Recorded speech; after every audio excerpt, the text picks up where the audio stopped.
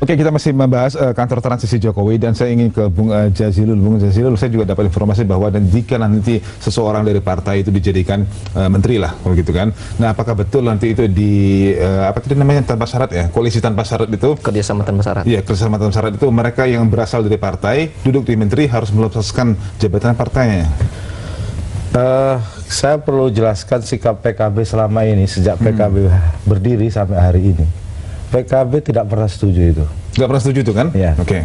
Bahwa urusan loyalitas ke Pak Jokowi atau Pak Jokowi memberikan menteri atau tidak memberikan pada PKB itu hak prerogatif presiden. Betul. Tetapi sikap PKB jelas sesuai konstitusi dan ini juga menjadi kultur politik di Indonesia. Rangkap jabatan itu nggak ada masalah. Sah-sah aja ya? Iya, yang saya tahu di PDI juga begitu. Ketika pemimpin itu. Kalau saya di sini saya saya sepakat dengan Pak Jazilul ya. Menurut saya terlalu jauh kalau misalnya orang dari partai politik lalu kemudian jadi menteri lalu disuruh meninggalkan partainya. Menurut saya tidak realistis karena kalau kita kembalikan kepada teori partai politik itu apa? Partai politik itu kan agregasi dari pemikiran, ide, ideologi dari suatu kelompok masyarakat. Partai politik kan political party, parts, bagian dari masyarakat. Nah, dia masuk ke dalam politik, dalam kancah politik, masuk kepada pemerintahan, kekuasaan, supaya memiliki instrumen, memiliki pintu, memiliki jalan untuk mewujudkan, mengimplementasikan ide dan gagasannya itu, begitu. Jadi kalau misalnya orang partai masuk ke dalam kabinet, lalu kemudian disuruh buang partainya ke laut, menurut saya itu bertentangan dengan asbabun nuzulnya partai itu berbeda gitu, akan mengingkari filosofi mengenai partai politik. Kita tambahkan nih, sikap anti partai ini tidak bisa dibiarkan. Demokrasi itu tidak bisa tanpa partai dan partai itu dibangun memang untuk mewujudkan kekuasaan. Betul. Nah, pemikiran seperti itu salah kaprah. Bahwasanya partai politik sekarang banyak masalah, ya.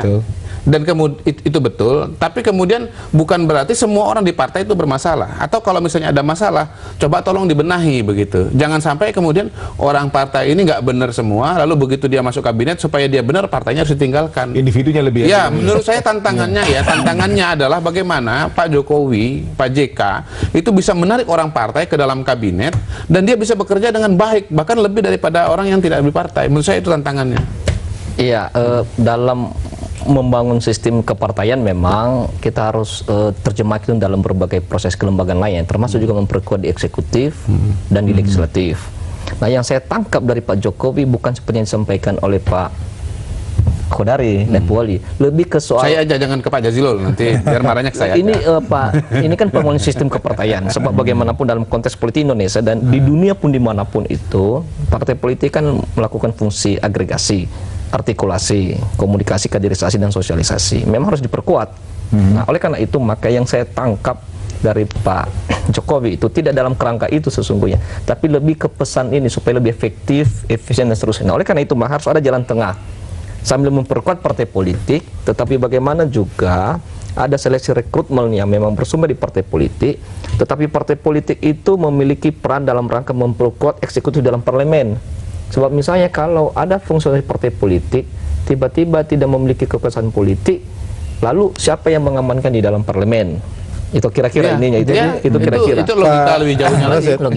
PKB bergabung dengan Jokowi juga kita melihat visi Jokowi di 9 prioritas itu salah satunya adalah mereformasi partai politik, mengatur anggaran partai politik dan lain-lain. Nah, kok sekarang akan memberi, kita sudah berkoalisi katanya tanpa syarat. Loh, kok beliau malah membuat syarat yang lain-lain. Mungkin saya yakin itu bukan pikiran Pak Jokowi. Saya tidak yakin itu. Kalau siapa? Ya mungkin penumpang gelap itu. Dan karena dari 9 agenda prioritas bisa dilihat di poin kedua jelas di situ bahwa mereformasi partai politik, kaderisasi partai politik, dan politik keterwakilan. Nah, itu akan direform, termasuk juga anggaran partai, keuangan partai. Nah, dari situ kita tertarik PKB itu. Nah, ini yang harus kita kawal bersama. Selain sehingga tidak melihat hasil survei juga sih. Iya, selain melihat hasil survei Pak Kodari gitu loh. Oke. Agar politik tidak berbiaya tinggi, agar politik tidak pragmatis. Makanya Tapi tanpa saya syarat pun bisa oke. memastikan bukan itu yang dimaksud lah Pak Bukan Jokowi. itu yang dimaksudkan ya? Bukan dalam rangka menafikan dan melemahkan partai politik. Iya, Lebih betul. ke soal supaya lebih konsentrasi penuh ya, Iya. itu loh, pendekatan Tapi lebih caranya efektif. bagaimana? Kayaknya sih lebih Makanya kepada dia harus jalan ketua partai nih keluar. kayaknya. Yang saya lihat sih yang ketua di ketua partainya. partai. Meramu Jadi ketua inilah. partai Partainya. kalau Pasti jadi tetap menteri partai jangan politik. merangkap Pastilah. jabatan. Karena sumber rekrutmen politik kan partai politik lah. Iya. Apalagi partai politik pengusung ya. Ya. Ketua Begini partai saya wajar nggak? perlu jelaskan Pak. Ketika kami mendukung Pak Jokowi dan Pak Jokowi ini menang, seluruh agenda dikawal. Kalau partai itu kemudian Pak Jokowi misinya semua berhasil, partai itu ikut berhasil. Iya, mestinya. Tetapi kalau misinya gagal di tengah jalan, kita menerima risiko. Tidak mungkin kader partai akan macam-macam, karena itu sudah menjadi pelajaran oleh semua partai. Nah, karena begitu kader partai menjadi menteri, dampaknya itu juga ke partai. Bukan hanya ke Pak Jokowi. Kalau dibilang loyalitas partai pendukung pasti kepada visi dan misi Dan presiden yang PKB itu dibuat. adalah partai yang paling teruji loyalitasnya selama ini. Maksudnya mau ditambahkan itu ya? Saya aja nambahkan Pak. Iya. Itu. Jadi dia mau diapresiasi ya. Iya, apresiasi ada Pak. Nah itu, Iya. terima kasih Kita Pak break sebentar, Kodari. jangan kemana-mana, pemirsa. Kami akan kembali setelah pariwara satu nih. Oke, pemirsa, kita di segmen terakhir kita masih melihat bagaimana ke depan mengenai kantor transisi Jokowi. Saya kasih lagi ke Bang Firman. Closing statement saya Bang Firman, sudah habis waktu kita. Jadi kantor transisi ini sebagai media awal, instrumen teknis untuk mempersiapkan dan memfasilitasi masa transisi.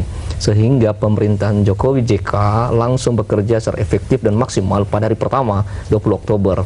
Dibanding dengan jikalau baru ada persiapan tanggal 20 Oktober. Setelah, ya. Lebih ke soal itu. Nah, oleh karena itu maka tentu ada komunikasi politik berikut nanti dengan partai politik pengusung dan juga elemen-elemen terkait relawan dan juga seluruhlah orang yang benar-benar dalam bangsa dan negara ini. Karena ini kan tujuan kita bersama untuk membangun, memperkuat masyarakat dan membangun bangsa. Dan bahwa misalnya di dalam struktural itu baru terwadahi di dalam 45 karena pendekatan kita kan struktural ya, hierarkis itu. Nah, oleh karena itu maka biarlah kerja-kerja teknis kedeputian itu ya, staf itu dan seterusnya kelompok kerja lebih ke soal untuk mengisi dan mempersiapkan ini. Seperti juga masa transisi yang ditawarkan oleh Pak Presiden SBY disahuti oleh Presiden terpilih Jokowi. Nah, oleh karena itu maka ke depan yang lebih jauh ke depan lagi adalah bagaimana kita membangun eksekutif, memperkuat eksekutif, sembari juga memperkuat partai politik, terutama di dalam parlemen. Biar 5 tahunan ini apa yang menjadi cita rasa kemudian visi misi program Jokowi JK itu terrealisasi. Oke, itu dia. Proses perbangsa dan bernegara. Saya kira itu yang menjadi tujuan utama kita Lurna Mulia. Soal rumah transisi, kantor transisi itu lebih ke media awal aja, instrumen teknis untuk memfasilitasi, memadai, memasuki masa depan bersama. Ya, saya berharap rumah transisi ini dapat mengerjakan tugas-tugasnya secara baik dan juga mengedepankan semangat gotong royong, semangat kebersamaan, dan juga tepos liro bahasa Jawanya. Dan akhlakul karimah. Dan akhlakul karimah. Orang dipenuhi orang berakhlak. Ya, Pak Kodari senang dengan kalimat akhlakul karimah.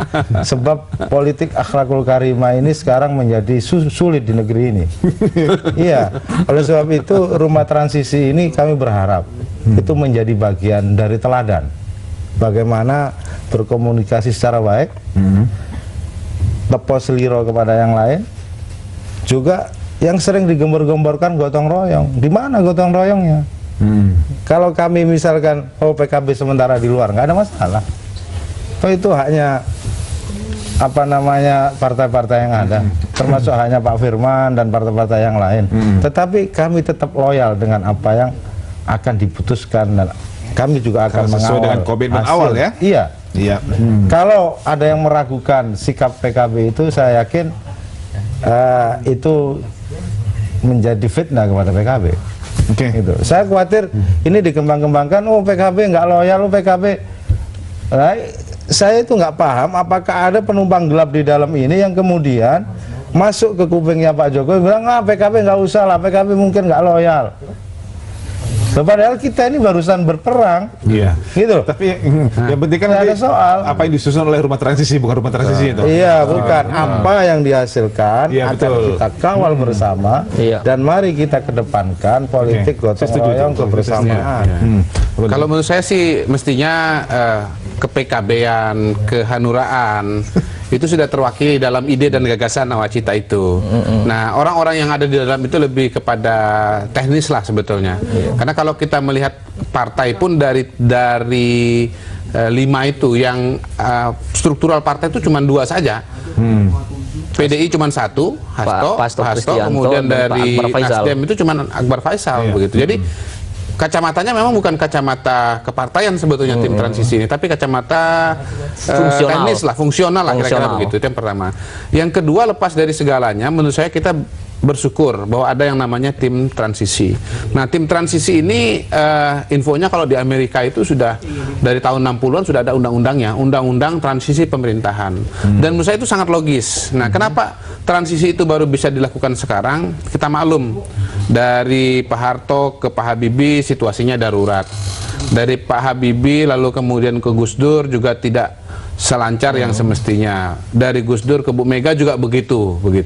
Jadi sekarang ini bisa dilakukan karena memang situasinya relatif smooth ya. Iya. Dan dari masing-masing pihak itu memiliki keterbukaan untuk menyelenggarakan ini. Kalau menurut saya sih kalau saya mendukung bahwa undang-undang transisi itu harus dibuat karena manfaatnya menurut saya luar biasa, menghemat waktu 2 bulan, 3 bulan, dan mensinkronkan antara pemikiran pemerintahan yang outgoing dengan yang incoming begitu loh, sesuatu yang sangat-sangat logis. Jadi siapapun presidennya nanti ke depan itu harus dipaksa oleh undang-undang untuk menyelenggarakan transisi ini, dan bila perlu dibikin struktur dan yang lain-lain supaya tidak menimbulkan kegundahan dan kontroversi. Dan pada dasarnya ini kita dukunglah dulu rumah Iya. Iya, betul, kita ya. dukung. transisi Kita inilah dukung. dalam rangka untuk lebih Betul. substansi. Pak Tadi terima kasih banyak. Pak Jazilul terima kasih banyak Ustaz. terima Ya, kasih. ya, mohon sabar. Terima kasih. Dan pemirsa, kami juga ucapkan terima kasih kepada Anda semua, dan jangan lupa ada berita masih berlanjut hingga pukul 11 malam nanti. Akhirnya saya Abdul Rashid undur diri dulu. Selamat malam dan sampai jumpa.